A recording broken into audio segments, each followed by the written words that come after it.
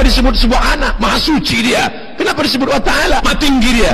Dari apa? Amma yasifun. Maha suci dan maha tinggi dari sifat-sifat yang tidak layak. Allah punya tangan, Allah punya kaki, Allah berlari. Masa Allah berlari? In atani yamshi ataituhu harwalah. Kalau hambaku itu mendekati aku berjalan, maka aku akan dekati dia berlari. Emang Tuhan maraton? Sederhana akidah Ahlussunnah wal Jamaah. Allah punya wajah, makhluk punya wajah. Wajah Allah tidak sama dengan wajah makhluk. Selesai, apa susahnya? Allah punya kekuatan, makhluk punya kekuatan. Kekuatan Allah tidak sama dengan kekuatan apa?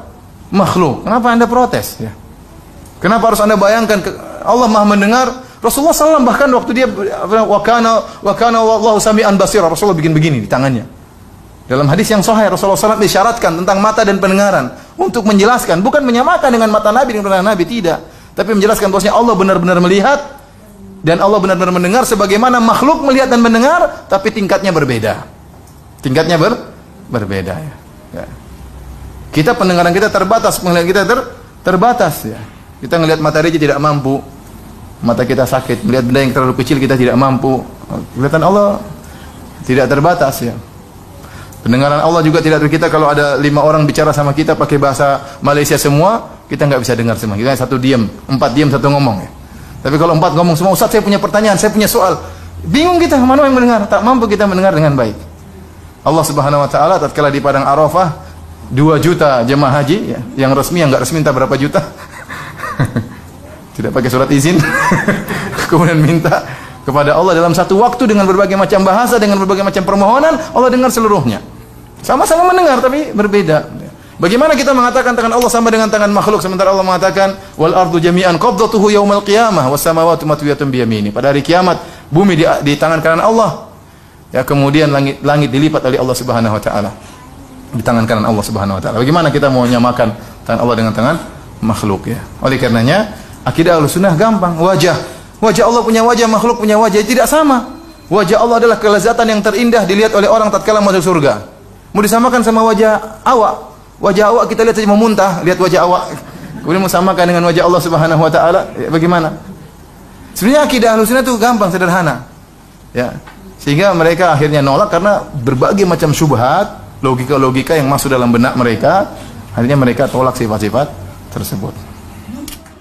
Semuanya binasa, yang kekal hanya wajahnya. Gimana memahami ayat itu kalau tak ditahwil? Semuanya binasa, yang tinggal wajahnya. Jadi Tuhan itu macam angry bird lah. Maka Imam Bukhari mentakwil. Kullu man 'alaiha fan wa yabqa wajhu rabbika dzul jalali wal ikram. Makna wa yabqa wajhu itu artinya apa? Wajhu mulkuhu. Wajhu di situ ditakwilkannya mulkuhu. Jadi kalau dikatakan semua yang mentakwil bukan ahlu sunnah, maka Imam Bukhari pun bukan ahlu sunnah. Ada orang yang aneh-aneh belakangan ini. Dia berdusta atas nama para salaf. Dia katakan bahwa para salaf itu katanya mentakwil. Apa buktinya? Al-Bukhari di dalam sahihnya ketika menjelaskan tentang ayat wa yabqa wajhu rabbika dzul jalali wal ikram, ini dia salah baca ya, salah informasi lagi. Al-Bukhari sebenarnya bukan sebut ayat ini, ayat lain yang disebut oleh Al-Bukhari.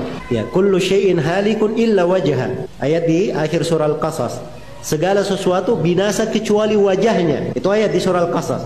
Datang orang ini dia berkata Al-Bukhari mentakwil ayat ini. Di dalam sahihnya Al-Bukhari berkata illa mulkahu. Itu bahasa dia ya, illa mulkahu, kalimat dia. Jadi takwil Al-Bukhari mentakwil wajah dengan kekuasaan. Berarti Al-Bukhari mentakwil. Ini dusta ya atas nama para ulama. Al-Bukhari tidak mentakwil. Ya, kerusakan orang ini dari mana? Dia salah baca. Perlu diajar bahasa Arab sedikit supaya mengerti cara baca yang benar. Itu bukan bacanya illa mulkahu, memang mim lam kaf ha, tapi bukan mulkahu bacanya illa malikahu cara bacanya. Malikahu artinya pemilik wajah. Jadi segala sesuatu binasa kecuali pemilik wajah. Kan sudah jelas dalam bahasa Arab. Ya kita saja orang Indonesia ketemu kawan, dari mana saya tidak pernah lihat wajah kamu beberapa hari ini. Apa artinya wajahnya aja begitu ya nongkrong? Anda ada pemilik wajah. Itu kan pembahasan dimaklumi. Jadi kalau disebut kecuali wajahnya, tidak mungkin pemilik wajah itu tidak ada. Jelas ya? Karena itu Al-Bukhari menafsirkan kecuali pemilik wajah. Itu jelas. Tidak ada takwil dalamnya, itu konsekuensi bahasa namanya. konsekuensi bahasa. Jadi penyakit yang pertama saya bilang dari orang-orang yang menyimpang, ketika ada ayat-ayat dia langsung mentakwilnya. Oh enggak, tangan bukan tangan. Padahal tangan dalam bahasa Arab dimaklumi, tangan itu apa? Dalam bahasa Arab. Iya. Jelas ya? Tangan itu apa dalam bahasa Arab? Yang dipakai memegang, menggenggam, ya. Itu tangan namanya. Kan begitu? Nah, ini orang-orang enggak. Bukan tangan di situ, maksudnya nikmat. Ya.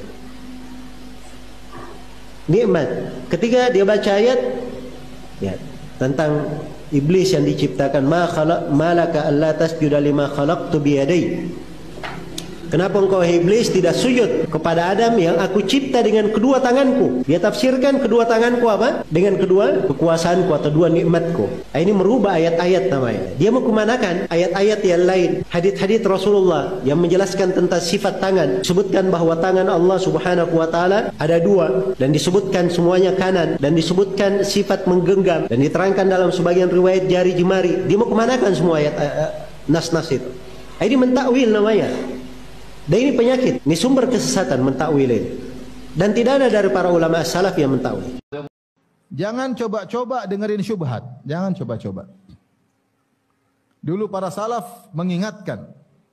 Sampai diriwayatkan dari, kalau tidak salah, Ibnu Sirin, seorang alim dari kalangan tabi'in. Ada ahlul bid'ah mau bicara dengan dia bilang, enggak, saya enggak mau dengar. Ini bukan orang bodoh, orang alim. Ada ahlul bid'ah ingin menyampaikan sesuatu, kata dia, saya tidak mau dengar. Kata dia, meskipun setengah pembicaraan, setengah saya tidak mendengar. Tidak mau dengar apa? Syubhat. Karena syubhat itu kuat. Kata para salaf, asyubhatu khattafah wal qulubu dha'ifah. Syubhat itu menyambar-nyambar. Dia bisa mencongkel, bisa menyambar. Sementara hati ini sangat apa? Lemah. Nah, hati-hati ibu-ibu ketika membuka HP, jangan mengakses syubhat. Kalau tahu ini ada dai yang menyuruh kepada syubhat, jangan coba-coba dengar. Seandainya dengar kemudian kena syubhat, maka ibu yang mencari masalah.